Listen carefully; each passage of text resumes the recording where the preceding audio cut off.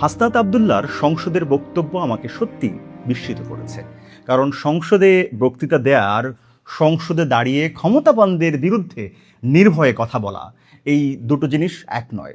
আমরা বহু বছর ধরে সংসদ দেখছি, সেখানে অনেকেই দীর্ঘ বক্তৃতা দিয়েছেন, কবিতা পড়েছেন, কেউ কেউ বিরোধী দলকে আক্রমণ করেছেন, নিজেদের সরকারের প্রশংসা করেছেন। কিন্তু দেশের সবচেয়ে প্রভাবশালী অর্থনৈতিক গোষ্ঠীর নাম উচ্চারণ করে তাদের বিরুদ্ধে ওঠা অভিযোগের বিচার দাবি করে রাষ্ট্রের কাছে সরাসরি জবাব চাওয়ার সাহস কয়জন দেখিয়েছে? সেই জায়গাতে হাসনাত আবদুল্লাহ অনন্য, অসাধারণ। তিনি কোনো ঘুরিয়ে পেঁচিয়ে কথা বলেননি, কোনো রাগঢাকও করেননি। বছরের পর বছর ধরে সাধারণ মানুষ যে প্রশ্নগুলো নিজেদের মধ্যে আলোচনা করেছে, সামাজিক মাধ্যমে লিখেছে, চায়ের আড্ডায় কথা বলেছে, সেই প্রশ্নগুলো তিনি সংসদের মেঝেতে দাঁড়িয়ে রাষ্ট্রের সামনে রেখেছেন। সংসদে দাঁড়িয়ে তিনি বলেন, বসুন্ধরা গ্রুপের এমডি সায়েম সোবহান আনভীর একজন রেপিস্ট। এই কথাটা বাইরে বলা যতটা সহজ মনে হতে পারে, সংসদে দাঁড়িয়ে একজন সংসদ সদস্যের মুখে এমন স্পষ্ট উচ্চারণ যে কত কঠিন, তা বুঝতে আমাদের অসুবিধা হবার কথা নয়।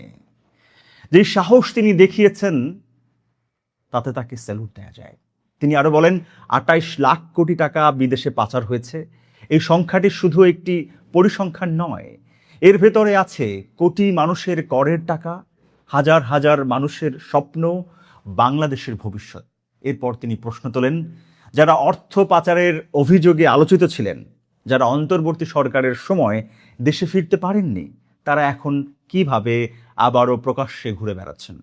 বসুন্ধরা গ্রুপের বিরুদ্ধে দুদকের মামলাগুলোর অগ্রগতি কোথায়? তদন্ত যদি চলমান থাকে তাহলে ফলাফল কি?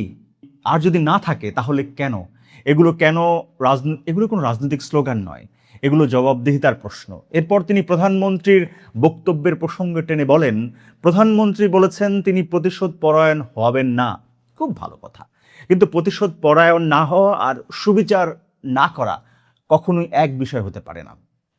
এই কথাটা আমার কাছে তার পুরো বক্তব্যের সবচেয়ে শক্তিশালী অংশ মনে হয়েছে। কারণ একটি সভ্য রাষ্ট্র প্রতিশোধ নিতে নয়, আইনের শাসন দিয়ে পরিচালিত হয়। সেখানে কেউ অর্থ, ক্ষমতা বা প্রভাবের কারণে আইনের ঊর্ধ্বে থাকতে পারেই না। বিচার হবে তথ্যের ভিত্তিতে, আইনের ভিত্তিতে। এটাই মানুষের প্রত্যাশা। আমার কাছে হাসনাতের বক্তব্যের সবচেয়ে বড় শক্তি এখানে।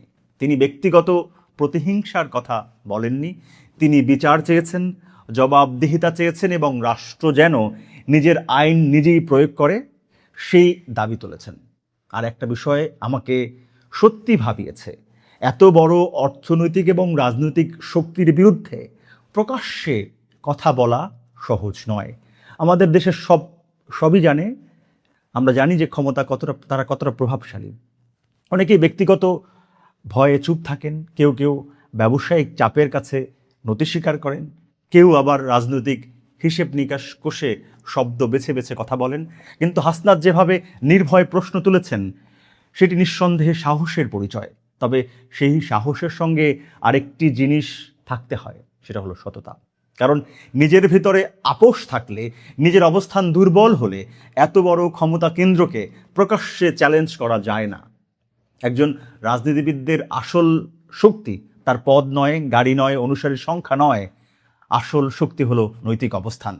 মানুষ তখনই বিশ্বাস করে, মানুষ যখন মনে করে এই মানুষটি অন্তত নিজের বিবেকের সঙ্গে আপোষ করেনি। আজকের রাজনৈতিক তার বক্তব্যে এটি স্পষ্ট বলা যেতে পারে, সবাই কৌশলী মেপে মেপে কথা বলতে পারেন, কিন্তু রাষ্ট্রের সামনে নির্ভয়ে প্রশ্ন রাখার মানুষও দরকার হয়। সে কারণেই হাসনাত আবদুল্লাহর এই বক্তব্যে আমি শুধু একটি রাজনৈতিক বক্তৃতা হিসাবে দেখতে চাই না, আমি এটিকে দেখি জবাবদিহি, আইনের শাসন এবং ন্যায় বিচারের প্রশ্নে উচ্চারিত একটি গুরুত্বপূর্ণ অবস্থান হিসাবে। এখন দেখার বিষয় এই প্রশ্নগুলোর উত্তর রাষ্ট্র কিভাবে দেয়।